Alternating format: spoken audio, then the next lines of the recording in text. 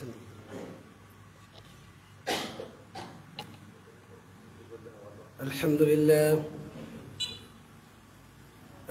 لله نحمده ونستعينه ونستغفره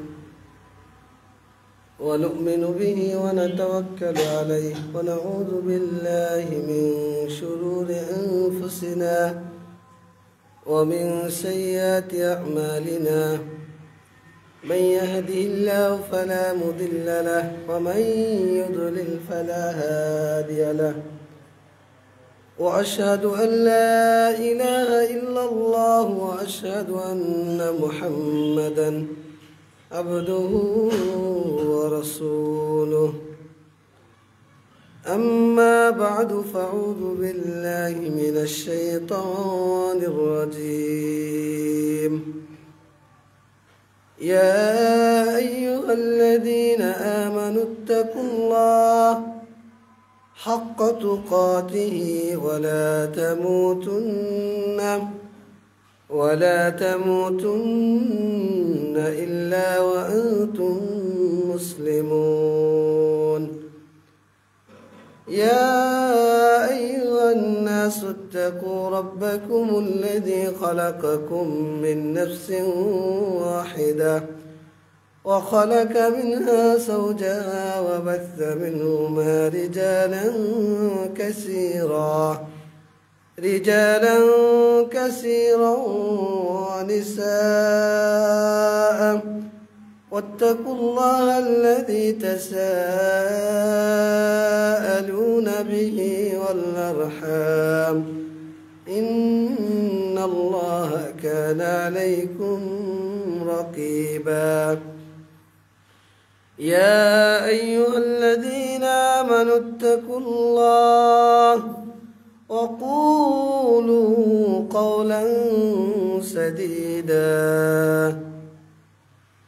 আলহামদুলিল্লাহ, প্রশংসা সেই মহান আল্লাহ রাব্বুল আলামিনের জন্য, যার অশেষ অনুগ্রহে পৃথিবীর সর্বোৎকৃষ্ট স্থান আল্লাহর পবিত্র ঘরে তার প্রশংসা করার জন্য যে মহান রব আমাদেরকে উপস্থিত হওয়ার তৌফিক দান করেছেন, তার শুকরিয়া আদায় করে আলহামদুলিল্লাহ। দরুদ ও সালাম বর্ষিত হোক বিশ্ব মানবতার মুক্তির দূত, যার আগমনে বিশ্ব থেকে বিদায় নিয়েছিল অন্যায়, অত্যাচার, জুলুম, ব্যভিচার, যার আদর্শ বাস্তবায়ন করার জন্য আমাদের এই প্রচেষ্টা, মুহাম্মদুর রাসূলুল্লাহ সাল্লাল্লাহু আলাইহি ওয়াসাল্লাম। সম্মানিত মুসল্লিবৃন্দ, সংক্ষিপ্ত পরিসরে জুমার খুতবার বিষয় শিরক ও তার ভয়াবহতা। ঈমান আনার শর্তে অধিকাংশ মানুষ হলো মুশরিক। সেটা কিভাবে? বিষয়টা খুবই গুরুত্বপূর্ণ, কেননা আমরা হয়তোবা নিজেকে ঈমানদার মনে করছি, কিন্তু আমরা কিন্তু অনেকে এই কাতারের উপরে যাচ্ছি। আল্লাহ রাব্বুল আলামিন তৌফিক দান করলে এই সংক্ষিপ্ত পরিসরে গুরুত্বপূর্ণ বিষয় নিয়ে আলোকপাত করার চেষ্টা করব। মা তৌফিক ইল্লা বিল্লাহ, আলাইহি তাওয়াক্কালতু ওয়া ইলাইহি উনীব। রব্বি জিদনি ইলমা, রব্বি ইশরাহ লি সাদরি ওয়া ইয়াসসির লি আমরি ওয়াহলুল উকদাতাম মিন লিসানি ইয়াফকাহু কওলি। মহান আল্লাহ যেন আমাকে বলার, বোঝার, মানার এবং আপনাদেরকে বোঝার এবং মানার তৌফিক দান করেন, আমিন। আল্লাহ রাব্বুল আলামিন সূরা ইউসুফ 106 নম্বর আয়াত উল্লেখ করে বলেন যে ওয়ামা ইউমিনু আকসারুহুম বিল্লাহি ইল্লা ওয়া হুম মুশরিকুন। তাদের অধিকাংশই আল্লাহর প্রতি ঈমান আনার সত্ত্বেও তারা মুশরিক। আল্লাহ রাব্বুল আলামিন অভ্রান্ত সত্যের চূড়ান্ত উৎস যে কোরআন আমাদের নিকট নাজিল করেছেন, এই কোরআনের শুরু থেকে প্রথম যে আদেশ সেটি হলো সূরা বাকারার 21 নম্বর আয়াত, ইয়া আইয়ুহান নাসু উবুদু রাব্বাকুমুল্লাযী খালাকাকুম ওয়াল্লাযীনা মিন ক্বাবলিকুম। আল্লাহ বলছেন, হে ঈমানদারগণ, হে মানুষ, তোমরা ওই আল্লাহর ইবাদত করো যিনি তোমাদেরকে সৃষ্টি করেছেন। আমাদের স্রষ্টা কে? এবং তোমাদের পূর্ববর্তী যারা ছিল তাদেরকেও তিনি স্রষ্টা, তাদের স্রষ্টা তিনি, তাদেরকে তিনিই সৃষ্টি করেছেন। এটা হলো 21 নম্বর আয়াত। আল্লাহ কেন আপনার কাছে আমার কাছে ইবাদত চাচ্ছে তার একটু ব্যাখ্যা আল্লাহ দিয়েছেন। সেটা আমরা তাওহীদের আলোচনায় বলেছিলাম যে আল্লাহ আপনাকে আগে নিয়ামত দিয়ে ভরে দিয়েছে, এরপরে আল্লাহ বলছেন তোমরা ওই আল্লাহর ইবাদত করো যে আল্লাহ তোমাদেরকে এগুলো দিয়েছেন। তো এই আয়াতের শেষে 22 নম্বর আয়াতের শেষে আল্লাহ রাব্বুল আলামিন বলছেন যে তোমরা আল্লাহর সাথে কাউকে অংশীদার নির্ধারণ করো না। তো প্রথম আদেশ হলো আল্লাহর তাওহীদ বাস্তবায়ন করা, আর প্রথম নিষেধ সেটি হলো আল্লাহর সাথে কাউকে শরীক না করা। শিরক খুব ভয়ঙ্কর এবং ভয়াবহ একটা ব্যাপার। সহিহ বুখারীর 4477 নম্বর হাদিস, আব্দুল্লাহ ইবনে মাসউদ রাদিয়াল্লাহু আনহুমা আল্লাহ রাসূলকে প্রশ্ন করলেন যে সবচেয়ে বড় পাপ কি? আল্লাহ রাসূল বললেন আনতাজআলা লিল্লাহি নিদ্দান ওয়া হুয়া খালাকাকা, যে আল্লাহর সাথে সমকক্ষ নির্ধারণ করা অথচ তিনিই তোমাকে সৃষ্টি করেছেন। সুবহানাল্লাহ, আমাদের স্রষ্টা কে? আল্লাহ। তো আল্লাহর সাথে কাউকে সমপর্যায়ে সমকক্ষ নির্ধারণ করা, সমপর্যায়ের মান নির্ধারণ করা, সম অধিকার নির্ধারণ করা, এটার নাম হলো শিরক। আল্লাহ রাসূলের সাথে না, কিন্তু আল্লাহর সাথে। আল্লাহ যে গুণের মালিক, আল্লাহ যে কর্মের মালিক, আল্লাহ যে ইবাদতের হকদার, এই হকগুলোতে যদি আপনি কাউকে শরিক করেন, কাউকে যুক্ত করেন, এটার নাম শিরক। এটার নাম কি? শিরক। যেমন ভয় করা, কাকে করতে হবে? কিন্তু আল্লাহকে বাদ দিয়ে যদি আল্লাহর মতো অন্য কাউকে আপনি ভয় করেন, সিজদা পাওয়ার মালিক কে? আল্লাহকে বাদ দিয়ে যদি আপনি কাউকে সিজদা করেন, শ্রদ্ধা পাওয়ার মালিক কে? ভয় ভীতি সব কিছুর মালিক কে? আল্লাহ। তা এই আল্লাহ যে বিষয়ে হক রাখেন, এই হক যদি আপনি অন্য কাউকে দিয়ে দেন, এটার নাম শিরক। এটার নাম কি? শিরক। শিরক এমন একটি বিষয়, আল্লাহ রাসূল বলছেন মুসনাদে আহমদ 22128 নম্বর হাদিস, যে যদিও তোমাকে হত্যা করা হয়, ওয়া ইন কুতিলতা ওয়া হুররিকতা লা তুশরিক বিল্লাহ, যদি তোমাকে হত্যা করা হয় অথবা অগ্নিদগ্ধ করে পুড়িয়ে মারা হয়, এরপরেও তুমি কি করো না? আল্লাহর সাথে কাউকে শরীক করো না। তার মানে শিরক সাধারণ কোনো ব্যাপার নয়, এটা আল্লাহর হক। সহিহ বুখারীর 2865 নম্বর হাদিস, মুআজ ইবনে জাবালকে আল্লাহ রাসূল জিজ্ঞাসা করছেন, মুআজ তুমি কি জানো যে বান্দার উপর আল্লাহর একটা হক রয়েছে? তো মুআজ বলছে আল্লাহু ওয়া রাসূলুহু আলাম। তা আল্লাহ রাসূল বললেন আইয়াবুদু ওয়া লা ইউশরিকু বিহি শাইআ, বান্দার হক হলো সে আল্লাহর ইবাদত করবে, আর এই ইবাদত করতে গিয়ে আল্লাহর সাথে কাউকে শরীক করবে না। তা আল্লাহ রাসূল আবার বললেন তুমি কি জানো এটা যদি বান্দা করে তাহলে বান্দার হক আল্লাহর উপর কি দাঁড়ায়? তুমি কি এটা জানো? তো মুআজ বলছে আল্লাহু ওয়া রাসূলুহু আলাম। আল্লাহ রাসূল বলেন আল্লা ইউআযযিবাহুম, বান্দা যদি আল্লাহর সাথে শরীক না করে, তা আল্লাহর হক হলো, বান্দার হক আল্লাহর উপর, যে আল্লাহ ওই বান্দাকে শাস্তি প্রদান করবেন। সুবহানাল্লাহ। তার মানে এটা আমরা নিশ্চয়তা পেয়ে যাচ্ছি যে আমরা যদি আল্লাহর হক যথাযথ আদায় করি, আল্লাহ আমাদেরকে শাস্তি দেবেন না। এই শিরকে সালফি সালেহিন, সালাফগণ দুই ভাগে ভাগ করেছেন, বহু ভাগে ভাগ করেছেন, কিন্তু মৌলিক দুইটি। একটা হলো শিরকে আকবার, আর একটা হলো শিরকে আসগার। বড় এটা সালাফগণ বলছেন আইয়াজআলা লিল্লাহি নিদ্দান ইয়াদউহু কামা ইয়াদউ আল্লাহ আও ইয়াখাফুহু আও ইয়ারজু আও ইহিব্বু কাহুব্বের ক্ষেত্রে আল্লাহকে একক গণ্য করা। সমস্ত কর্মের স্রষ্টাকে। এই রুবুবিয়্যাতকে সাব্যস্ত করতে হলে তিনটা জিনিস আপনার মাথায় রাখতে হবে। এক, যে আপনার আমার সমস্ত পৃথিবীর স্রষ্টাকে, বলেন স্রষ্টাকে, তার মানে সৃষ্টিতে আল্লাহর এককত্ব। গোটা পৃথিবীর পরিচালককে, পরিচালনার ক্ষেত্রে আল্লাহর এককত্ব। আর গোটা পৃথিবীর রাজত্ব কার হাতে? স্রষ্টাকে। সবাই বলেন, জোরে বলেন, সবকে স্রষ্টাকে আল্লাহ বলছেন। ওহু আলা কুল্লি শাইইন ওয়াকিল, আল্লাহ হলেন প্রত্যেকটা বিষয়ের ওয়াকিল। মানে কি? আপনার আমার তত্ত্বাবধায়ক। তার মানে সৃষ্টিতে আল্লাহর এককত্ব। এই সৃষ্টির মধ্যে যদি আপনি কাউকে অংশী নির্ধারণ করেন, এটার নাম শিরক। সেটা আমি বুঝিয়ে দিচ্ছি কিভাবে আপনি আমি করি। দুই, পরিচালনার ক্ষেত্রে আল্লাহর এককত্ব। আল্লাহ রাব্বুল আলামিন সূরা আরাফ 54 নম্বর আয়াত উল্লেখ করে বলেন আলা লাহুল খালকাল আম, সাবধান, সৃষ্টি যার বিধানও, সৃষ্টি যার বিধানও, বিধান কার? বিধান কার? গোটা পৃথিবীকে পরিচালনা করেন কে? আজকে ফজরে সূরা সাজদা পড়েছেন 5 নম্বর আয়াত, ইদাব্বিরুল আমরা মিনাস সামাই ইলাল আরদ, আসমান থেকে জমিনকে পরিচালনা করেন কে? আল্লাহ। তার মানে যখন আইন প্রণেতা পরিচালনার ক্ষেত্রে আপনি যদি কাউকে সমকক্ষ মনে করেন, তার মানে এটাতে আপনি শিরকে লিপ্ত হন। তৃতীয় নাম্বার সেটি হলো আল্লাহ রাব্বুল আলামিন বলছেন আল্লাহর রাজত্বে আল্লাহ একক। সূরা মুলক প্রত্যেক দিন তেলাওয়াত করেন, তাবারাকাল্লাযী বিয়াদিহিল মুলক। সূরা মুলকের 1 নম্বর আয়াত আল্লাহ বলছেন বরকতময় সেই সত্তা যার হাতে গোটা পৃথিবীর রাজত্ব। গোটা পৃথিবীর রাজা কে? আপনাকে বাংলাদেশের একজন শাসক আল্লাহ তৈরি করে দিয়েছেন, আপনাকে বেড়ার পৌর মেয়র আল্লাহ বানিয়ে দিয়েছেন, এই জমিনের আমানতটা আপনার হাতে আল্লাহ দিয়েছেন। কিন্তু এর অর্থ এই নয় যে আপনি মনে করছেন বেড়ার রাজা মানে আমি সবকিছু, আপনি মনে করছেন যে বাংলাদেশের সরকার মানে আমি সবকিছু, যেভাবে ইচ্ছা আমি বাংলাদেশকে পরিচালনা করব, আমার মতো আইন রচনা করব। আল্লাহ কি বলছেন রাজত্বের মালিক কে? আল্লাহ। আল্লাহ রাব্বুল আলামিন সূরা আল ইমরান 189 নম্বর আয়াত বলছেন ওয়ালিল্লাহি মুলকুস সামাওয়াতি ওয়াল আরদ ওয়া হুয়া আল্লাহু আলা কুল্লি শাইইন কাদির। আসমান এবং জমিনের রাজত্ব কার জন্য? কার জন্য? এরপর আল্লাহ বলছেন যে আল্লাহু আলা কুল্লি শাইইন কাদির, প্রত্যেকটা বিষয়ের উপর ক্ষমতাবান কে? আল্লাহ। এই যে তিনটি ক্ষেত্রে যখন আপনি আল্লাহকে মেনে নিলেন, আল্লাহর রুবুবিয়্যাতকে আপনি স্বীকার করলেন। কিন্তু যখনই আপনি এই রুবুবিয়্যাতকে আমি কিভাবে শিরকে লিপ্ত হচ্ছে? এক, আল্লাহর রুবুবিয়্যাতে কাউকে অংশীদার করার মাধ্যমে।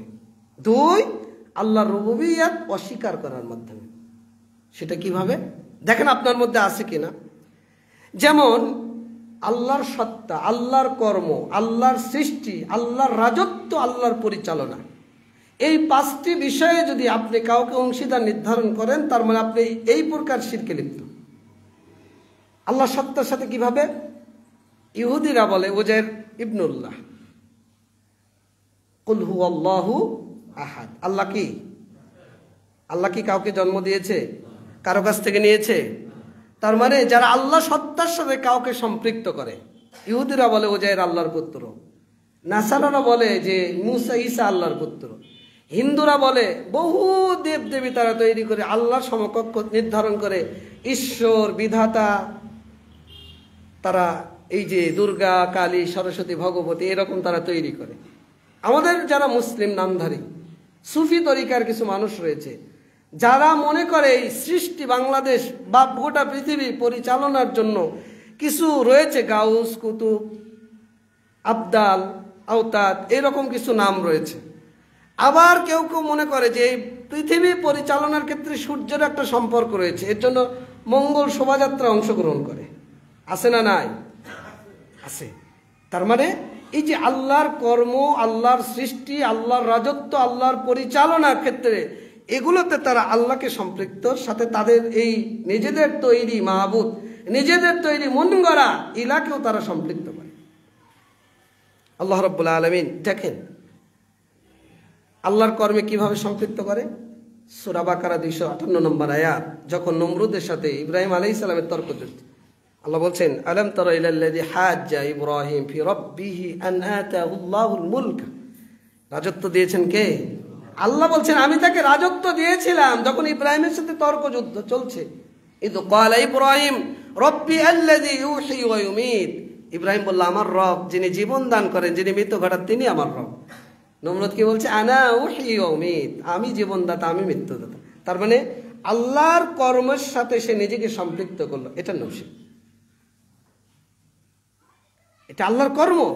জীবন মৃত্যুর মালিক কে? আল্লাহ।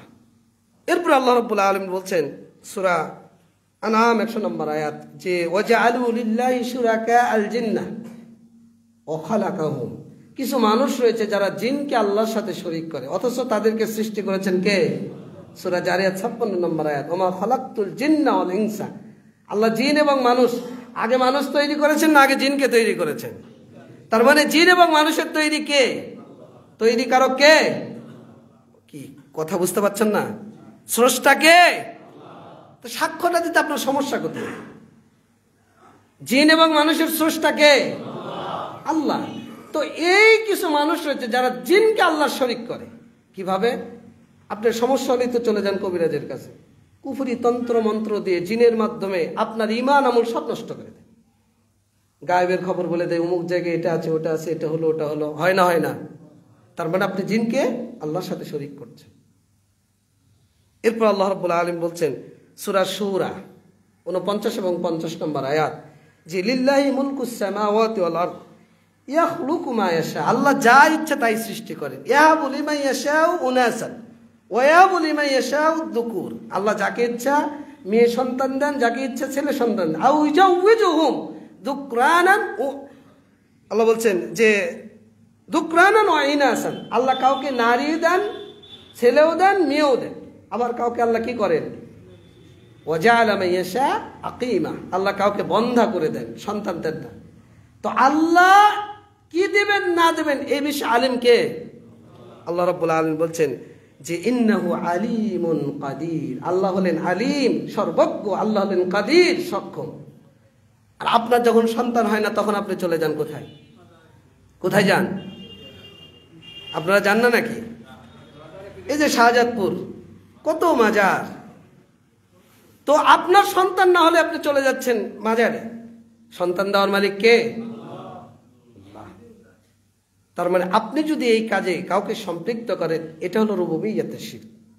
আল্লাহ রাব্বুল আলামিন বলছেন ইয়াবুদুনা মিন দুনিল্লাহি মা লা ইয়াদুররুহুম ওয়া লা ইয়ানফাউহুম, সূরা ইউনূস 18 নম্বর আয়াত। তারা এমন কিছু জিনিসের ইবাদত করে যা তাদের ক্ষতিও করতে পারে না, উপকারও করতে পারে না। কিন্তু আপনি মাজারে কেন যান? মানত কেন করেন? আপনি তাবিজ কেন লাগান? আপনি গাছেই যে আসছিলাম শাহজাদপুর বাজার স্টেশন থেকে, একজন মাইক নিয়ে হাঁটুর ব্যথা, বাতের ব্যথা, অমুক ব্যথা, তমুক ব্যথা, মানে ওর হাতে প্রায় শত শত তাবিজ। আর ওই যে কালো বালো বালা, অধিকাংশ মানুষের গলায় দেখবেন, কোমরে দেখবেন তাবিজ ঝুলানো, সুতা ঝুলানো। মান তাআল্লাকা তামিমাতান ফাকাদ আশরাকা। আপনি কেন ঝুলিয়েছেন? যে এটার দ্বারা আপনার রোগ বালাই ভালো হবে, এটার দ্বারা আপনার ছেলের পেশাব বন্ধ হবে, মানে বিছানায় পেশাব করবে না, এটার দ্বারা আপনার ছেলের কান্না বন্ধ হয়ে যাবে। আপনি এখানে টিপ দেন কেন? যে এটা দিলে মানুষের বদনজর লাগবে না। আরে টিপের কোনো ক্ষমতা রয়েছে নাকি আপনার সন্তানকে বদনজর থেকে বাঁচানো? বাঁচাবে কে? কিন্তু আপনি তো জীবনেও কোনোদিন দোয়া করেন না। আল্লাহ তো দোয়া শিক্ষা দিয়েছেন, আউযু বিকালিমাতিল্লাহি তাম্মা ওয়া মিন কুল্লি শাইতানিন ওয়া হাম্মা ওয়া মিন কুল্লি আইনিন লাম্মা। সকাল এবং সন্ধ্যায় ছেলের কপালে এভাবে হাত দিয়ে দোয়াটা পড়েন, হেফাজত করবে কে? আল্লাহ। তার মানে আপনি এই কাজে তাকে সম্পৃক্ত করলেন, এটা হলো রুবুবিয়্যার শিরক। এরপরে আল্লাহ রাব্বুল আলামিন আপনাকে আমাকে জানিয়ে দিচ্ছেন যে আমি এটা হলো অংশীদার নির্ধারণ করার মাধ্যমে। আর অস্বীকার করার মাধ্যমে আমি কিভাবে করি? যেমন কেউ কেউ সরাসরি স্রষ্টাকে অস্বীকার করে। আল্লাহ রাব্বুল আলামিন ফিরআউনের কথা বলছেন সূরা নাজিয়াত 24 নম্বর আয়াত, ফাকালা আনা রাব্বুকুমুল আ'লা। ফিরআউন কি বলেছিল? আমি সর্বোচ্চ রব। সে আল্লাহকে কি করেছিল? মেনে নেয়নি। এটা হলো অস্বীকার করার মাধ্যমে। নাস্তিক যারা কমিউনিস্ট আমাদের দেশে আছে না নাই? কিছু কিছু নাস্তিক অলরেডি পালিয়েছে, আওয়ামী লীগের দালাল ছিল। এক শয়তান আছে ইমরান সরকার, নাম শুনেছেন? কিছু হলেই পোস্ট দিচ্ছে যে এদেশ জঙ্গি হয়ে গেছে, এদেশ উমুক হয়ে গেছে। আরে বেটা তুই দেশে আয়, জঙ্গি হয়েছে না ভালো হয়েছে দেশে এসে বল। এই যে নাস্তিক, এরকম বহু রয়েছে। তো এরা সরাসরি আল্লাহকে অস্বীকার করে। কমিউনিস্ট যারা, এই অস্বীকার করার মাধ্যমে এক শ্রেণীর মানুষ। আর একটা শ্রেণী রয়েছে যুগবাদী, কিছু হলেই প্রকৃতির দোহাই দেবে। আমি আসছিলাম ট্রেনে, আমার পাশে যে ভদ্রলোক বসেছিলেন, তো আমরা প্রসঙ্গে এই যে অন্যায় অবিচার বা জুলুম নির্যাতন, ট্রেনের মধ্যে বহু মানুষ এসি বগিতে দাঁড়িয়ে আছে। তা আমি বলছি এটা কেন? তার তো টিকিটও করে না, আর এসি বগিতে এই জন্য নয়। তো টিটি এসে বের করে দিল, এই দুর্নীতির বিষয় নিয়ে কথা বলছে। তো বলছে প্রকৃতি তাদেরকে কি করেছে? শাস্তি দিয়েছে। বিভিন্ন টেলিভিশনের নিউজ দেখবেন, মানে আপনার আমার ইমানকে কিভাবে হরণ করা হচ্ছে, প্রকৃতির দোহাই দিয়ে বলবে যে প্রকৃতি এটা পরিবর্তন করে দিয়েছে। গোটা পৃথিবীর পরিচালক কে? এরা হলো যুগবাদী। প্রকৃতির দোহাই দিয়ে আপনার ইমানকে নষ্ট করে দিচ্ছে। এরা আখিরাত বিশ্বাস করে না, আল্লাহকে বিশ্বাস করে না। আল্লাহ বলছেন সেটা কি? সূরা জাসিয়া 24 নম্বর আয়াত, ওয়াকালু মা হিয়া ইল্লা হায়াতুনাদ দুনিয়া নামুতু ওয়া নাহইয়া। আচ্ছা, দুনিয়াতে আমরা বাঁচি এবং মরি, আমাদের যে ধ্বংস হয় সেটা কি? ওমা ইউহলিকুনা ইল্লা দাহর, দাহার যুগই আমাদেরকে কি করে? ধ্বংস করে। মানে যুগের একটা পরিবর্তন ঘটে, এক যুগ আসে আর এক যুগ চলে, আর এক যুগ আসে আর এক যুগ চলে, কিন্তু এই যুগকে পরিবর্তন করেন কে? বিভিন্ন টেলিভিশনের এক্সক্লুসিভ কিছু ভিডিও আপনাকে এমন ভাবে উপস্থাপন করবে, আপনাকে বলবে যে প্রকৃতির মাধ্যমে এটা হয়েছে, প্রকৃতি এটা দিয়েছে। আরে প্রকৃতির কি কোনো ক্ষমতা রয়েছে? এই প্রকৃতি দেওয়া কার? বলেন কার? আল্লাহর। এরপরে আল্লাহর কর্মকাণ্ডকে অস্বীকার করা। কিভাবে? তাকদির অস্বীকার করে, এদেরকে বলা হয় কাদারিয়া। এক শ্রেণীর মানুষ রাসূল প্রেরণকে অস্বীকার করে। আর এক জালেম শয়তানের আবির্ভাব হয়েছে, যারা রাসূলের হাদিসকে মানতে চায় না, আল্লাহ রাসূলের হাদিস অস্বীকার করে। আছে না নাই? স্পষ্ট কাফের। যদি এই মসজিদে, এই সমাজে কেউ তাকে ঘাট ধরে বের করে দিবেন। এদের সমাজে জায়গা নেই, এরা নবীর রিসালাতের স্বীকৃতি দেয় না। এটা আল্লাহর কর্মে অস্বীকার করা। এক শ্রেণীর মানুষ রয়েছে যারা শরীয়তকে অস্বীকার করে, আখিরাতকে অস্বীকার করে, ফেরেশতাদেরকে অস্বীকার করে। শরীয়তকে কিভাবে অস্বীকার করে সেটার ব্যাখ্যাটা আমি পরে দিচ্ছি। আল্লাহ বলছেন, সূরা বাকারা খুলুন, 85 নম্বর আয়াত। আল্লাহ বলছেন, আফাতুমিনুনা বিবাদিল কিতাব ওয়া তাকফুরুনা বিবাদ। তোমরা কি কোরআনের কিছু মানবার কিছু অস্বীকার করবা? যারা রাজনীতির নামে মাঠে ময়দানে নেমেছেন টুপি পরে আর পাঞ্জাবি পরে, আর টুপি ছাড়া আর পাঞ্জাবি ছাড়া, তারা কি আল্লাহর শরীয়তকে বাস্তবায়নের জন্য নামছেন বা নেমেছেন? আপনি কি কোরআনকে মানার জন্য আর বাস্তবায়নের জন্য টুপি পরে নেমেছেন, না টুপি ছাড়া নেমেছেন? যারা দিনকে মসজিদের মধ্যে সীমাবদ্ধ রেখে বৈষয়িক জীবনকে এই আধুনিকতার আলোকে সাজাতে চাচ্ছেন বা সাজান, তারা কোন প্রকৃতির? তারা এই প্রকৃতির যারা আল্লাহ শরীয়তকে মানতে চান না। শরীয়ত দিয়েছেন কে? এটা আল্লাহর কর্মের ক্ষেত্রে আপনি অংশীদার করছেন, আপনি মানুষকে, মানুষের রচিত বিধানকে। ব্যাখ্যাটা পরে দিচ্ছি। 3 নম্বর বিষয়, স্রষ্টা এবং সৃষ্টির অবস্থার সাথে সংশ্লিষ্ট। সেটা কি? স্রষ্টা এবং সৃষ্টিকে একাকার করে দেওয়া। এটা একটা শ্রেণী রয়েছে যারা ওয়াহদাতুল ওজুদে বিশ্বাসী।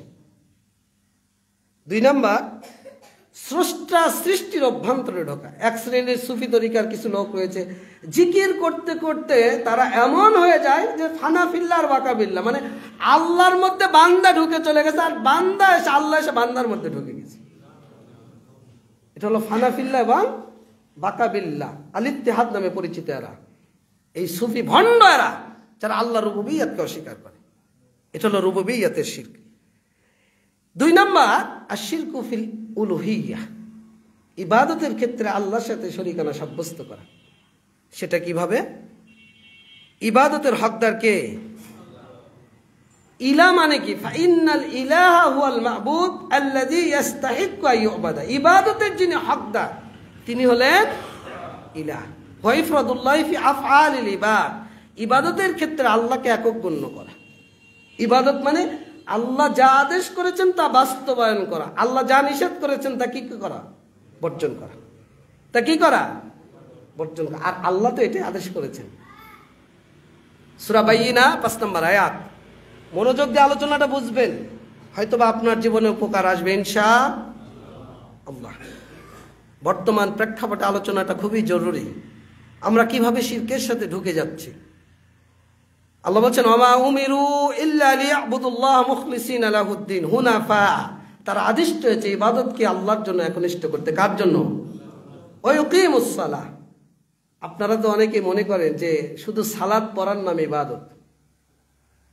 আল্লাহ এখানে বলছেন তারা ইবাদতের জন্য আদিষ্ট হয়েছে। এরপরে আল্লাহ আবার বলছেন ওয়া ইউকিমুস সালাহ, তারা কি করে? সালাত কায়েম করে। তার মানে সালাতটা ইবাদতের একটা পার্ট। সালাতটা কি? ইবাদতের একটা অংশ। যাকাত একটা অংশ, সিয়াম একটা অংশ, হজ একটা অংশ, কিন্তু পূর্ণাঙ্গ ইবাদতের নাম হলো তাওহীদ। পূর্ণাঙ্গ ইবাদতের নাম হলো ইসলাম। পূর্ণাঙ্গ ইবাদতের নাম ঈমান। পূর্ণাঙ্গ ইবাদতের নাম ইহসান। আপনি যখন পূর্ণাঙ্গ দিন পালন করলেন, তখন আপনি আল্লাহর জন্য আপনার ইবাদতকে একনিষ্ঠ করলেন। আপনি মসজিদে আসরের সালাতে ঢুকলেন, কিন্তু আসর পরে বিড়িটা ধরালেন। আপনি মসজিদে আসরের সালাতে ঢুকলেন, আসর পরে আপনি চাইস্তলে গিয়ে গানটা বাজানো শুরু করলেন। আপনি মসজিদে আসরের সালাতে ঢুকলেন, আসর সালাত বেড়ে আপনি কাঁচা বাজারে গিয়ে সবজির মধ্যে পচা খাবার ঢুকিয়ে দিলেন। মিথ্যা কসম করে, মানুষকে ধোঁকা দিয়ে, প্রতারণা করে আপনি মানুষকে ঠকালেন। দুর্নীতি করে, অন্যায় বিচার করে, জুলুম করে, আত্মসাৎ করে আপনি নিজের সম্পদ বাড়িয়ে অনেক কিছু করলেন। আসলে কি ওটা ইবাদত নয়? ওটাও ইবাদত, এটাও ইবাদত। এটা যেমন একটা অংশ ইবাদতের, ওটাও একটা অংশ।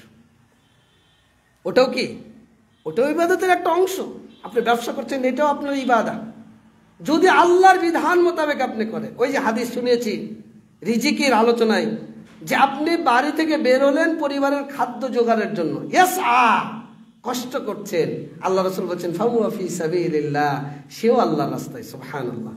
তার মানে আপনার কর্ম, আপনার ভ্যান চালানো, রিক্সা চালানো, ব্যবসা বাণিজ্য, চাকরি, রাজনীতিও যদি আল্লাহর বিধানকে বাস্তবায়নের জন্য আপনি করেন, মানে আপনার ঈমান এবং আমলকে ঠিক রেখে খেলাফত প্রতিষ্ঠার জন্য, গণতন্ত্র নয়,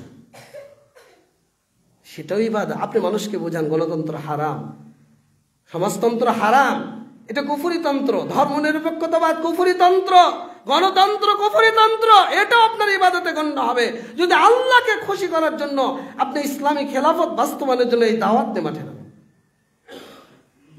রাজনীতি ইসলামের বাহিরে নয়। সহিহ বুখারী খুলুন, কিতাবুল আহকাম, সহিহ মুসলিম খুলুন, কিতাবুল ইমারা, নেতৃত্ব একটা অধ্যায়ে আল্লাহ রাসূলের পক্ষ থেকে এসেছে। সেখানে একজন নেতা, একজন রাষ্ট্রনেতা কিভাবে হবে, কিভাবে শাসন করবে, কোন ভিত্তিতে করবে, সব বিস্তারিত। নেতা হবে কে? আমাদের দেশে তো চোর বাটপার সবাই নেতা হয়। তো ইসলাম গুণাবলী নির্ধারণ করেছে, যে কেউ নেতা হতে পারবে, যে যত চুরি করতে পারে সে আমাদের দেশে তত বড় নেতা। বলছিলাম যে আল্লাহ ইবাদতের জন্য সৃষ্টি করেছে। আল্লাহ বলছেন আলা লিল্লাহি দীনুল খালিস, একনিষ্ঠ ইবাদত কার জন্য? আল্লাহর জন্য। ওয়াল্লাযীনা ইত্তাখাযু মিন দুনিহি আউলিয়া মা না'বুদুহুম ইল্লা লিয়ুকাররিবুনা ইলাল্লাহি যুলফা। আল্লাহ বলছেন আল্লাহকে বাদ দিয়ে তারা এমন কিছু ওলিয়া আউলিয়া গ্রহণ করেছে, তারা বলে আমরা এটা শুধু এ কারণেই ইবাদত করি যে আল্লাহর কাছে তারা আমাদেরকে পৌঁছে দেবে, আল্লাহর নৈকট্য লাভ করতে পারবো তাদের মাধ্যমে, এজন্য আমরা তাদেরকে ফলো করি। সিজদা পাওয়ার হকদার কে? রুকু পাওয়ার হকদার কে? মানতের হকদার কে? কুরবানির হকদার কে? চাওয়া পাওয়ার হকদার কে? বিপদ থেকে বাঁচানোর মালিক কে? আপনাকে দেওয়ার মালিক কে? রোগ বালাই মুক্ত করার মালিক কে? কিন্তু আপনি চলে যাচ্ছেন কোথায়? যাচ্ছেন কোথায়? কার কাছে আশ্রয় চাচ্ছেন? বিপদে পড়ছেন, কোন নিয়তে আপনি চলছেন? কাকে মহাব্বত করছেন? কাকে আপনি ভালোবাসছেন? কাকে আপনি আহ্বান করছেন? আপনি আল্লাহকে বাদ দিয়ে যদি এই জিনিসগুলো অন্য কারোর জন্য নির্ধারণ করেন, এটা হলো উলুহিয়াতে শিরক। আল্লাহ রাব্বুল আলামিন বলছেন, দেখেন যেমন নিয়ত, ইরাদা এবং কসদ। আপনি নিয়ত করেন, আপনার নিয়তটা কি হবে? মনে করেন নিয়তের শিরক, আপনার পরিকল্পনার শিরক, ইচ্ছার শিরক। সেটা কিভাবে? আল্লাহ রাব্বুল আলামিন আপনাকে আমাকে জানিয়ে দিচ্ছেন যে মান কানা ইউরিদুল হায়াতাদ দুনিয়া ওয়া সিনাতাহা, আপনার আমার অনেকের ইচ্ছা শুধু দুনিয়ায় উদ্দেশ্য, খাবো দাবো, ফুর্তি করব, বাড়ি করব, গাড়ি করব, প্রেম করব, ভালোবাসা করব, পরকিয়া করব, আরেকজনের বউকে বের করে নিয়ে আসব, নিজেই বের হয়ে যাব। আমাদের দেশে ঘটে না? ঘটে না? তো আল্লাহ বলছেন মান কানা ইউরিদুল হায়াতাদ দুনিয়া, যার উদ্দেশ্য শুধু দুনিয়া, ওয়াসিনাতা, দুনিয়ার সৌন্দর্য। আল্লাহ বলছেন নুআফি ইলাইহিম আমালাহুম, দুনিয়ার যে আমল তারা করে এর বিনিময়ে আমি তাদেরকে সব দিয়ে দেব, দুনিয়ার সব দেব, আমি কিছুই বাকি রাখবো না। আল্লাহ বলছেন যে ফিহা হুম ফিহা লা ইউবখাসুন, কিন্তু আখিরাতে তাদের জন্য কি থাকবে? উলাইকাল্লাযীনা লাইসা লাহুম ফিল আখিরা ইল্লান নার। আল্লাহ বলছেন আখিরাতে আগুন ছাড়া এদের জন্য আর কিছুই থাকবে। দুনিয়াতে যা কিছু উপার্জন করেছিল সব আল্লাহ নষ্ট করে দেবেন, বরবাদ করে দেবেন। এখন আপনাদের মধ্যে যদি কারো দুনিয়ায় উদ্দেশ্য হয় শুধু, চাকরি করছি, নামাজের দরকার নাই, ইবাদতের দরকার নেই, মিথ্যা ছাড়ার দরকার নেই, বিড়ি সিগারেট হালাল হারাম বিবেচনা করার দরকার নেই, এরকম বহু মানুষ রয়েছে। আমরা কয়জন তাওহীদ বাস্তবায়ন করি? এইরকম নিয়ত যদি আপনার মধ্যে থাকে, এটা হলো নিয়তের শিরক। সবকিছুর হকদার কে? আপনি বাড়ি থেকে যখন বের হচ্ছেন দোয়া পরে বের হচ্ছেন, এই নির্দেশনা দিয়েছেন কে?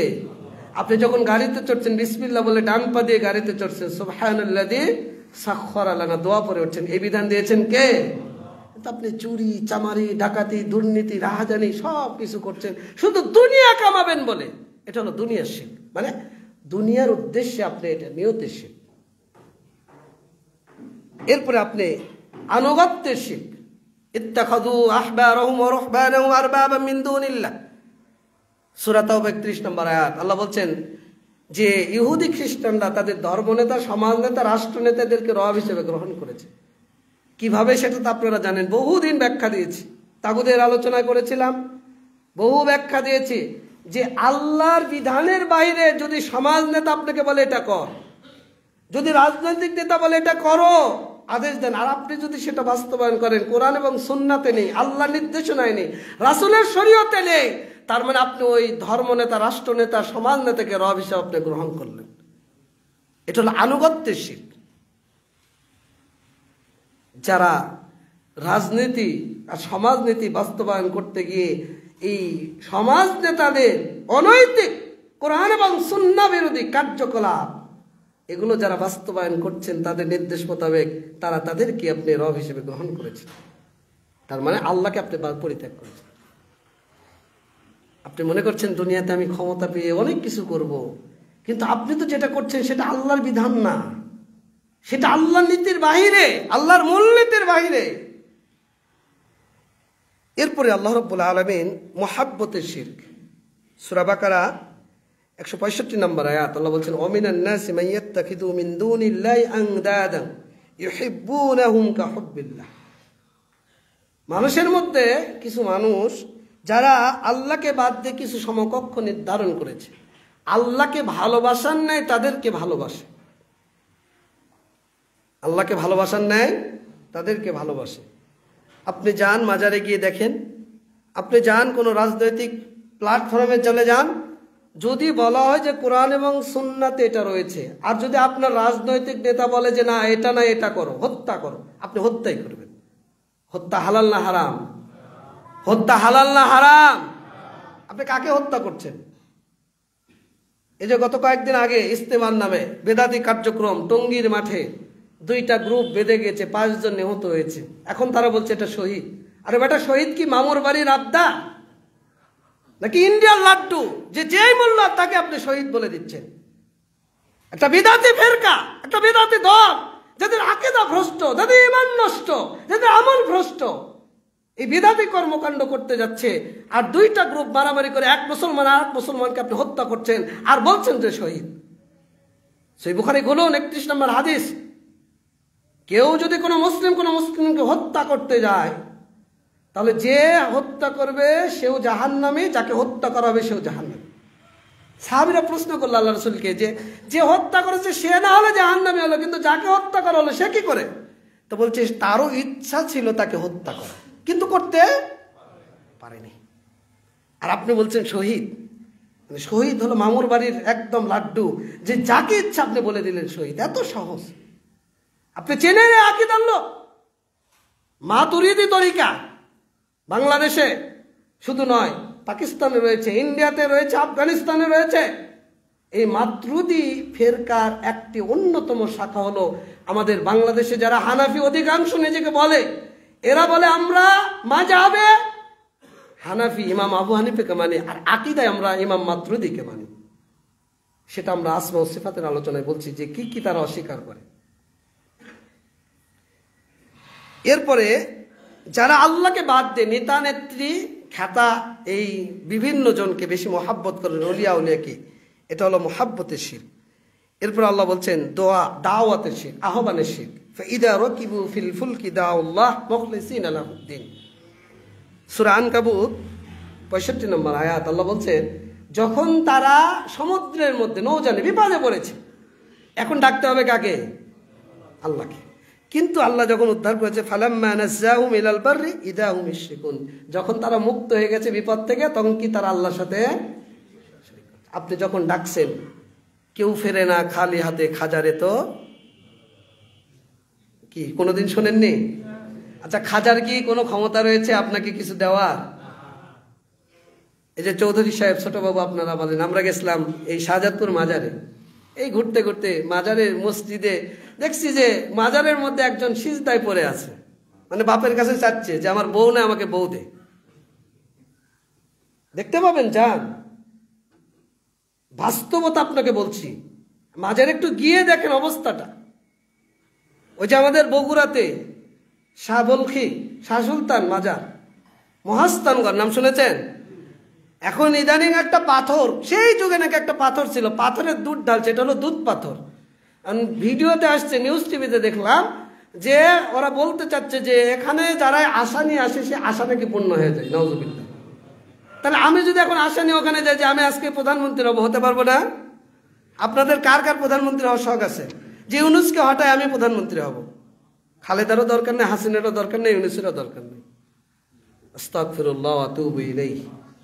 আল্লাহ আমাদেরকে হেফাজত করুন, বলেন আমিন। এটা হলো দাওয়াতের শিরক। আপনি আহ্বান করছেন কাকে? আল্লাহকে বাদ দিয়ে।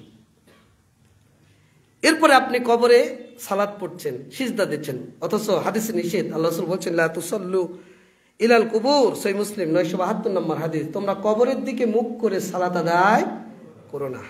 যদি চাইতে হয় কার কাছে চাইতে হবে? কবরের পার্শ্ব তওয়াফ করছেন, কবর, মাজার, দরবার, খানকায় গিয়ে মানত করছেন, গায়রুল্লাহর নামে জবে করছেন, অথচ জবে করতে হবে কার নামে? সূরা কাউসার, ফাসাল্লি লিরাব্বিকা ওয়ানহার। আল্লাহ কাকে নির্দেশ দিয়েছেন? আপনাকে, আমাকে। কার জন্য নাহার করতে? আল্লাহ রাসূলকে বললেন তুমি ঘোষণা করে দাও, সূরা আনাম 162-63 নম্বর আয়াত, কুল ইন্না সলাতি ওয়া নুসুকি ওয়া মাহইয়া ওয়া মামাতি লিল্লাহি রাব্বিল আলামিন। আমার সালাত, আমার সিয়াম, আমার যাকাত, আমার কুরবানি সবকিছু কার জন্য? আপনার সালাত, আপনার যাকাত, আপনার সিয়াম, আপনার কুরবানি কার জন্য? নাকি শাহজাদপুর মাজারের জন্য? তাহলে আপনি কেন করেন? মানত কেন করতে যান? আপনি করেন না, কিন্তু আপনার মতো আরেকজন তো করছে। এরপরে আমরা এইভাবে মাজারে গিয়ে সিজদা করছি, মাজারে গিয়ে মানত করছি, মাজারে গিয়ে কোরবানি করছি, মাজারে গিয়ে রুকু করছি, মাজারে গিয়ে নিয়ত করছি, মাজারে গিয়ে চাচ্ছি, বিপদে পড়েছি চলে যাচ্ছে। এই সর্বশেষ আমি নাম বলছি না, ঢাকা হাইকোর্টে গিয়েছি, তো বাংলাদেশ মানে জাতীয়তাবাদী দলের একজন বড় নেতা, আমাদের একটা কাজে আমরা একসাথে ছিলাম, তো জহরের সালাতের সময় তো বেচারা বলছে যে আমি সালাত পড়ে আসি। তা আমরা বললাম যে হাইকোর্টের মসজিদে 1:30টায় জামাত, 1:15টায় জামাত, আমরা বললাম এখানে পড়বো। তো বলছে না, আমি একটু মাজার মসজিদে সালাত পড়ব। চিন্তা করেন, তার মানে তার চেতনাটাকে। আমি ওখানে আর বললাম না, কারণ পরিবেশটা বলার মতো ছিল না, এজন্য আমি আর কিছু বলিনি। কিন্তু এই যে শিক্ষিত মানুষ, তিনি চেয়ারপারসনের একজন উপদেষ্টা, সাধারণ মানুষ না, মানে বেগম খালেদা জিয়ার একজন উপদেষ্টা। যাই হোক, এই হলো আমাদের মানসিকতা এবং চিন্তা চেতনা। এরপরে আসমা ও সিফাতে আমরা কিভাবে শিরক করি? আল্লাহ বলছেন ওয়ালিল্লাহিল আসমাউল হুসনা ফাদউহু বিহা ওয়া দারুল লাযিনা ইউলহিদুনা ফি আসমাইহি। আল্লাহ বলছেন যে আল্লাহর নাম রয়েছে, গুণবাচক নাম, তোমরা সে নামেই ডাকো। আর ওয়াদারুল লাযিনা ইউলহিদুনা ফি আসমাইহি, আর যারা আল্লাহর নামের ইলহাদ করে, মানে আল্লাহর নামের বিকৃত করে, আল্লাহর নামের অপব্যাখ্যা করে, আল্লাহর নাম বাদ দিয়ে অন্য নামে আল্লাহকে ডাকে, তোমরা তাদেরকে পরিত্যাগ করো। কয়েকদিন আগে গোলাম মাওলা রনি, নাম শুনেছেন? উনি একটা পোস্ট করেছেন ওনার মেজো মেয়েকে নিয়ে। তা ওখানে লিখছেন বিধাতা আমার এই মেয়েকে দিয়েছে, এইভাবে একটা পোস্ট, বিধাতা। তা আমি ওখানে বোঝানোর চেষ্টা করলাম যে বিধাতা মানেটা কি? এটা কি আল্লাহর কোনো নাম? এটা কি আল্লাহর নাম? বিধি, বিধাতা, আমাদের বাংলাদেশে এই শব্দগুলো ব্যবহার হয় না, হয় না? ঈশ্বর, যদি আপনি এটা করেন তাহলে আপনি ইলহাদ করেছেন। আল্লাহর একটা দুইটা নাম না। আমরা একটা হাদিস জানি যে আল্লাহ 99টি নাম। জি না, আজকে জানেন নতুন ইতিহাস। আল্লাহর 99টি নাম নির্দিষ্ট নয়, আল্লাহর রয়েছে অসংখ্য নাম। কোরআনে এসেছে, হাদিসে এসেছে, আল্লাহ কিছু গোপন রেখেছে। তার মানে 99টা ফিক্সড করা যাবে। হাদিসটা হলো যে ব্যক্তি 99টা নাম ঈমান ইয়াকিনে বিশ্বাস করবে আল্লাহ তাকে জান্নাত দেবে। সুবহানাল্লাহ। ওই নামগুলোর মধ্যে থেকে 99টা নাম, আমি আমার গবেষণায় প্রায় 114টি নাম আমি বাছাই করতে পেরেছি এখন পর্যন্ত। এরপরে হয়তো আরো বৃদ্ধি হতে পারে, আমার গবেষণার বিষয় তাওহীদ। বলছিলাম আল্লাহ বলছেন যে আল্লাহ রয়েছে নির্ধারিত গুণবাচক নাম এবং গুণাবলী। এরপর আল্লাহ বলছেন ওয়ালিল্লাহিল মাসালুল আ'লা, আল্লাহ রয়েছে সুউচ্চ গুণাবলী। লাইসা কামিসলিহি শাইউন, আল্লাহ এটাও বলেছেন সূরা শুরা 11 নম্বর আয়াত যে আল্লাহর যে নাম এবং গুণাবলী রয়েছে এটা কারো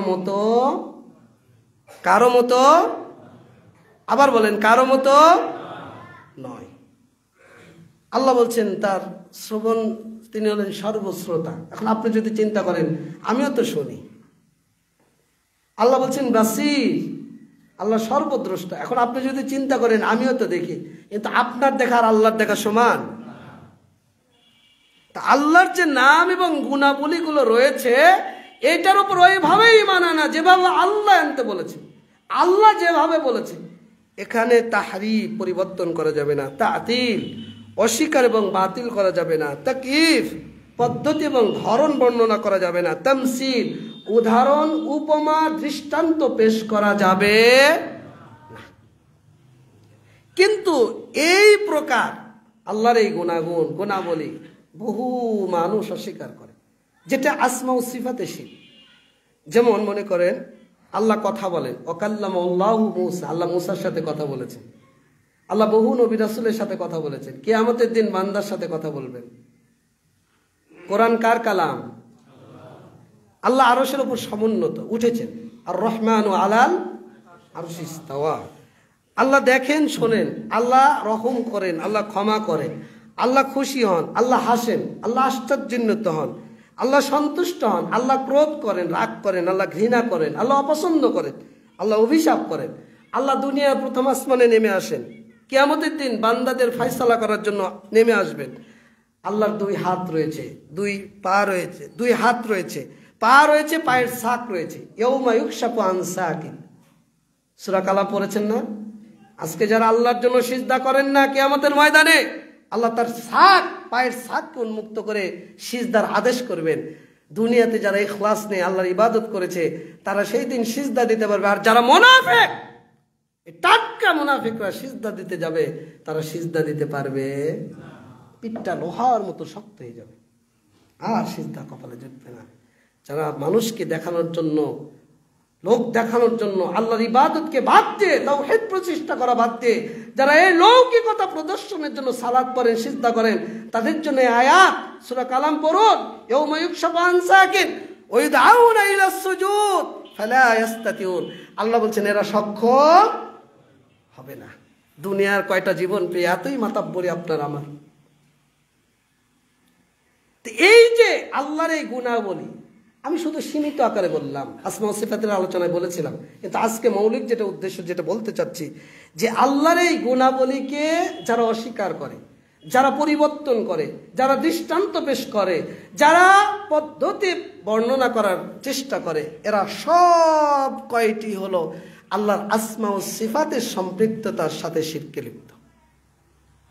যে দলের কথা আপনাদেরকে বললাম, মাতুরিদি, এরই একটা অন্যতম শাখা হলো দেওবন্দি, বেরেলভি, আর দেওবন্দীদের অন্যতম শাখা হলো তাবলিগ জামাত। আজকে সেই তাবলিগ জামাত দুই খণ্ডে, সাতপন্থী এবং জুবায়েরপন্থী। এরা আল্লাহর কালাম অস্বীকার করে, এরা অপব্যাখ্যা করার চেষ্টা করে। আল্লাহর কালামকে বলে এরা স্থায়ী কথা, আল্লাহ যখন ইচ্ছা, যেভাবে ইচ্ছা, কুন ফায়াকুন। আল্লাহ যদি বলে হও, সাথে সাথে কি ইয়াখলুকু মা ইয়াশা, আল্লাহ যা ইচ্ছা তাই সৃষ্টি করেন, আল্লাহ যা ইচ্ছা তাই বলেন, তা বলতে পারেন। এটা আল্লাহর সাথে স্থায়ী কোনো সম্পর্ক। কিন্তু এই তাবলিগ জামাত, এই মাতুরিদি তরিকার যারা লোকজন, তারা বলে যে না, এটা আল্লাহর সাথে স্থায়ী কথা। তারা আল্লাহর কালামকে মানে না। আর রহমানু আলাল আরশি ইস্তাওয়া, আল্লাহ 7 জায়গায় বলেছেন রহমান আরশে। আপনার বিশ্বাস করতে সমস্যা কোথায়? আপনি অপব্যাখ্যা করছেন। আল্লাহ যদি আরশে থাকে তাহলে কুরসি আছে, কুরসির অবস্থানটা কত বড়, আল্লাহ উপরের ডান দিকে কতটুকু, বাম দিকে কতটুকু, উপরে কতটুকু, নিচে কতটুকু। অতএব আল্লাহ কোথাও না, আল্লাহ সর্বত্র বিরাজমান। নাউজুবিল্লাহ। আর এটা জামিয়াদের আকীদা, এটা মুতাজিলাদের আকীদা।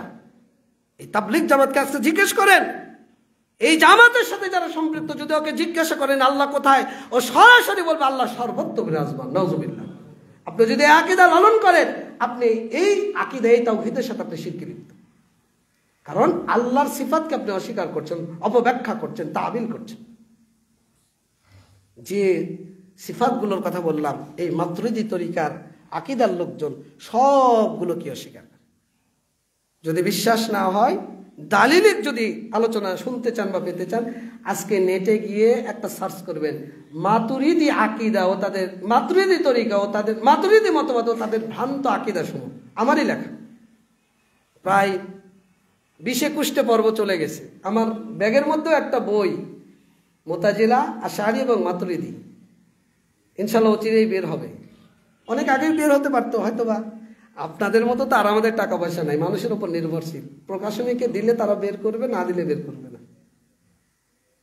এই তরিকার লোকজন আর ওই তরিকা বাস্তবায়ন করতে গিয়ে তারা বলতে চাচ্ছে যে শহীদ। স্পষ্ট ভ্রান্ত একটি দল। আবার এরাই বলবে যে ওখানে গেলে নাকি, টঙ্গী গেলে নাকি হজের নেকি হয়। নাউজুবিল্লাহ। তাহলে আর মক্কায় আপনি 9 লাখ টাকা খরচ করে কেন যান? বলছিলাম যে এই প্রকার তাওহীদে শিরক কিভাবে হয়? এক, আল্লাহর নাম ও গুণ অস্বীকার করার মাধ্যমে। যেটা বললাম, এই গুণগুলো যখন আপনি অস্বীকার করবেন, তখন আপনি এই প্রকারের মধ্যে পড়বেন। মুশরিকরা আল্লাহর কিছু কিছু নাম অস্বীকার করত। আল্লাহ যখন বললেন আর রহমান, মুশরিকরা বলা শুরু করলো যে আরে রহমান আবার কি? এতদিন বললো যে আল্লাহ ইলা, এখন বলছে রব আর রহমান। আল্লাহ তখন সূরা রহমান নাযিল করলেন, আর রহমান আল্লামাল কোরআন খালাকাল ইনসান আল্লামাহুল বায়ান। রহমানকে আল্লাহ তার পরিচয় দিচ্ছেন। আরে বেটা, তুমি যে মুখ দিয়ে কথা বলো, এই মুখ, এই কথা, তুমি যে রাজনীতি করো, তুমি যে ব্যবসা করো, তুমি যে জ্ঞান অর্জন করো, এই সব কিছু প্রকাশ ভঙ্গি তোমার ক্ষমতা দিয়েছেন কে? আল্লামাহুল বায়ান। আল্লাহ বায়ান শিক্ষা দিয়েছেন, আল্লাহ কোরআন শিক্ষা দিয়েছেন, আল্লাহ তোমাকে সৃষ্টি করেছেন, আল্লাহ 2 সমুদ্রকে একত্রিত করেছেন, কিন্তু 2 সমুদ্রের পানি আলাদা।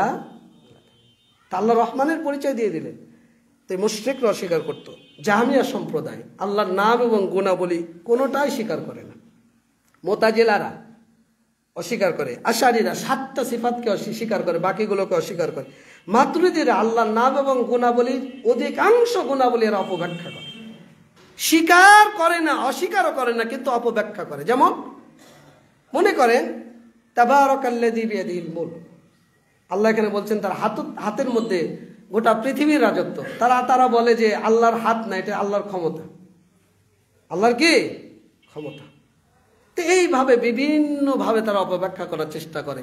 তা আপনি যদি এই তরিকার মধ্যে থাকেন, অপব্যাখ্যাকারীদের মধ্যে থাকেন, তারপরে আপনি রুবুবিয়্যাতে শিরকে লিপ্ত।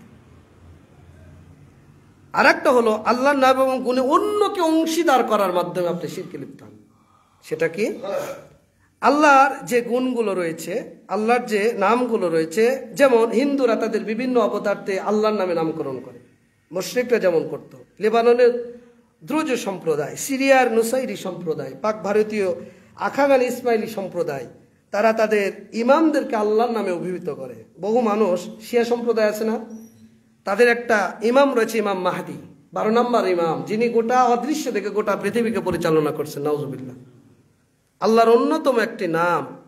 কল্যাণ অকল্যাণের মালিক কে? উদ্ধার করার মালিক কে? উদ্দেশ্য হাসিলকারী কে? তো এই যে আল্লাহর যে গুণ, ক্ষতি এবং কল্যাণ দেওয়ার মালিক কে? আপনি কেন যাচ্ছেন? আপনি গায়েবের সংবাদ নেওয়ার জন্য আপনি প্রত্যেক দিন যখন পত্রিকা খোলেন, প্রথম আলো, ডেইলি স্টার বা ইত্তেফাক, বিভিন্ন পত্রিকায় রাশি চক্র আছে না নাই? এই রাশি তমুক রাশি। আরে বেটা, ওই রাশির কি ক্ষমতা রয়েছে? ওই যে ব্রিজের মাথায় যে বিক্রি করে অষ্টধাতুর আংটি, এটা করলে এটা হবে, ওটা করলে ওটা হবে। আরে বেটা, ওটা যদি ওটাই করে, তাহলে তুই বেশি আংটি বেশিস কেন? বুঝতে পারেননি মনে হচ্ছে। যদি উপকার আর ক্ষতি থেকে বাঁচে, তাহলে তুই আংটিটা বেশিস কেন? তুই বললে তো তুই আজ থেকে কোটিপতি হয়ে যেতে পারিস। এগুলো ধোঁকা। গায়েবের খবর একমাত্র জানে কে? আল্লাহ বলছেন, ওয়া ইনদাহু মাফাতিহুল গায়ব, গায়েবের মালিক কে? আল্লাহর হাতে রয়েছে গায়েবের চাবিকাঠি। পৃথিবীর কোনো মানুষ জানে না। আপনি জিনকে শরীক করেন কিভাবে? গায়েবের সংবাদ আপনাকে দিচ্ছে। এরপরে আল্লাহর অন্যতম একটি নাম আল হাকাম, হুকুমদাতা, বিধানদাতা কে? বলেন, হুকুমদাতা বিধানদাতা কে? আগেই বলেছিলাম আলা লাহুল খালক আল আমর, সূরা আরাফ 54 নম্বর আয়াত। সৃষ্টি যার বিধানও। আল্লাহর আসমা ও সিফাতের অন্যতম একটি নাম আল হাকাম, হুকুমদাতা, বিধানদাতা। আপনি কোন বিধানের আলোকে চলছেন? বাংলাদেশে যারা এই জাতীয়তাবাদের ধারক এবং বাহক, এই জাতীয়তাবাদের এটা একটা বিধ্বংসী মতবাদ। জাতীয়তাবাদ, ধর্মনিরপেক্ষতাবাদ, গণতন্ত্র, সমাজতন্ত্র, 4টি ইমান বিধ্বংসী মতবাদ। এই জাতীয়তাবাদের যেটা মৌলিক উপাদান 6টি: বংশ, অঞ্চল, ভাষা, বর্ণ, অর্থনৈতিক ঐক্য, শাসনতান্ত্রিক ঐক্য। ইসলামের চারানা পয়সাও এখানে নাই। আপনি সেটাই বাস্তবায়ন করার জন্য মাঠে লড়ছেন, ময়দানে লড়ছেন। 2, যারা সমাজতন্ত্র প্রতিষ্ঠা করতে যাচ্ছেন, কার্ল মার্কস এবং এঙ্গেলস, এরার উদ্দেশ্য হলো স্রষ্টাকে আপনি কিভাবে অস্বীকার করবেন। এরা বলে it is not religion that creates man but who man creates religion. Religion is the groan of the downtrodden creature. It is the aphim, the idea of God must be destroyed. এই Karl Marx স্রষ্টাকে অস্বীকার করে বলছেন যে the idea of God must be destroyed. আল্লাহর প্রতি যে ঈমান, যে বিশ্বাস, সেটা ধ্বংস করতে হবে। আর সেই ধ্বংসকারী দর্শন বাস্তবায়নের জন্য আপনি এই সমাজতন্ত্রের একজন সহযোদ্ধা। যদি বলি গণতন্ত্র, এই গণতন্ত্রের মূল থিমটা কি? আব্রাহাম লিঙ্কন তিনি বলছেন, democracy is the government of the people, by the people and for the people. গণতন্ত্র এমন একটি সরকার ব্যবস্থা যা মানুষের উপর, মানুষের দ্বারা পরিচালিত, মানুষের প্রভুভিত্তিক শাসন ব্যবস্থাকে বোঝায়। মানুষই আপনার রব হবে, মানুষই আপনার জন্য আইন তৈরি করবে, মানুষই আপনাকে পরিচালনা করবে। আর ধর্মনিরপেক্ষতাবাদ, এটা তো সবাই মোটামুটি জানেন। পালাইছে পালাইছে পালাইছে রে পালাইছে, সেই সময় খুব রোল পড়ে গিয়েছে। তো এটার মূল স্লোগান, মূল কথা হলো religion should not be allowed to come into politics, it is merely a matter between man and God. মূল কথা হলো যে ধর্মকে রাজনীতির অঙ্গনে প্রবেশাধিকার দেওয়া উচিত নয়। এটি মানুষ এবং ঈশ্বর, মানে গড, মানে ইহুদি খ্রিস্টান তো গডই বলবে, মানুষ এবং আল্লাহর মধ্যে একটি আধ্যাত্মিক বিষয়। মানে আপনি মসজিদের মধ্যে ধর্মকে রেখে আপনার সমাজনীতি, রাষ্ট্রনীতি, পারিবারিক নীতি, সব নীতি আপনি এই 4টি আদলে আপনি পরিচালিত করবেন। যারা রাজনীতি করতে মাঠে নেমে পড়ছেন, ধর্মের নামে যারা ধোঁকা দিচ্ছেন, যারা ধর্মকে বাদ দিয়ে গণতন্ত্র প্রতিষ্ঠা করতে চাচ্ছে, সমাজতন্ত্র প্রতিষ্ঠা করতে চাচ্ছে, ধর্ম নিরপেক্ষতাবাদ প্রতিষ্ঠা করতে চাচ্ছে, তাদের হিসাবটা আলাদা। কিন্তু আপনি যে এই লিবাস পরে ধর্মের নামে, ঐক্যের নামে আপনি যে ধোঁকাটা মানুষকে দিচ্ছেন, আপনি কোন বিধানের আলোকে রাষ্ট্রনেতা বা রাষ্ট্র ক্ষমতায় বা এই ভোট রাজনীতি আপনি দিতে যাচ্ছেন? আপনি কি গণতন্ত্রের বাইরে ইসলামী খেলাফত প্রতিষ্ঠা করতে চাচ্ছেন? তাহলে সেটা আজকে ঘোষণা দিতে হবে আপনাকে যে আমরা আল্লাহর আইন, এটাও একটা ধোঁকা। আপনি বলেন রাসূলের আদলে ইসলামী খেলাফত যেভাবে কায়েম হয়েছিল, আমরা গণতন্ত্র মানি না, সমাজতন্ত্র মানি না, ধর্মনিরপেক্ষতাবাদ মানি না, জাতীয়তাবাদ মানি না, আমরা আল্লাহর বান্দা। আল্লাহ যে বিধান দিয়েছেন, আল্লাহ হলেন আল হাকাম, বিধানদাতা। আমরা তার বিধানের আলোকে, আল্লাহ যে ওয়াদা দিয়েছেন, ওয়াদাল্লাহুল্লাযীনা আমানু ওয়া আমিলুস সালিহাত, যারা ঈমানদার, যারা আমলে সালেহ সম্পাদন করে, তাদের আমি ওয়াদা দিচ্ছি যে আল্লাহ তাদেরকে দুনিয়াতে নেতৃত্ব দেবেন, এতে কোনো সন্দেহ নাই। কিন্তু আপনি তো কুফরিতন্ত্র বাস্তবায়নের জন্য বলছেন আসেন ঐক্য করি, কিন্তু লিবাসটা আপনার পাঞ্জাবি, দাড়িটাও মুখে আছে, টুপিটাও আছে। কুফরিতন্ত্র দিয়ে ইসলাম প্রতিষ্ঠা হয় না। আপনি সেকুলার চিন্তা করবেন আর ইসলামের দোহাই দিয়ে মানুষকে ধোঁকা দেবেন। এখন মুসলমানেরা আমাদের দেশে যারা ইসলামী ভাবধারার যে দলগুলো রয়েছে, তারা বলছে আসেন আসেন ঐক্য করি। ঐক্য তো হচ্ছে টঙ্গীর মাঠে, ঐক্য করবেন না? বুঝতে পারেননি মনে হচ্ছে। ঐক্য তো টঙ্গীর মাঠে হচ্ছে।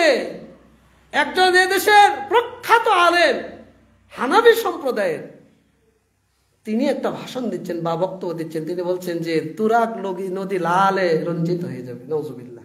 আর আপনি কার রক্তে লাল করবেন? আপনি কার রক্ত ঝরাবেন?